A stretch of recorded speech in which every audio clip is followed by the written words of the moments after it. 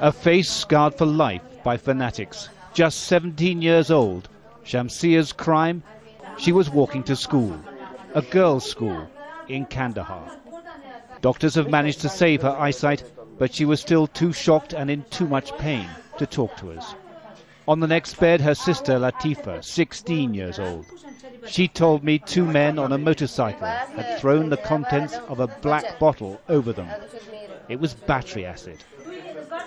We will go to school and fight, she defiantly told me. All we want from this government is security. It appears the Taliban squads are roaming freely here.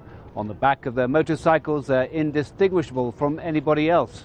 Sometimes their robes disguised bombs, sometimes Kalashnikovs. This time, they were carrying acid. The girls' school was empty of pupils when we reached it. They were too afraid to say, their teachers told me.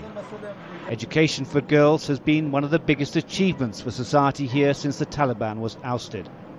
The abandoned classrooms, testament to the success of the latest tactics.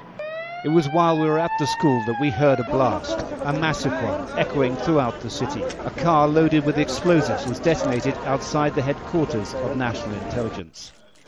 Afghan police, army and special services threw an extended cordon around the area where the brother of the Afghan president also has a house. Senior government officials have been reported to be among the casualties. Even several hundred yards away from the scene of the explosion, shrapnel was littering the streets and bystanders had been injured. Last night the government had very tight security in this area and all around the city. They knew something was going to happen. They failed to stop it. This area of Kandahar is one of the most heavily defended in the city.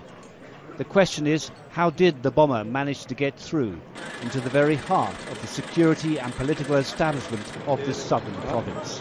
The Taliban is pressing hard both inside and outside the city. It feels like a city under siege. In the same hospital, the injured from the bomb blast and the innocent victims of the acid attack. David Chater, Al Jazeera, Kandahar.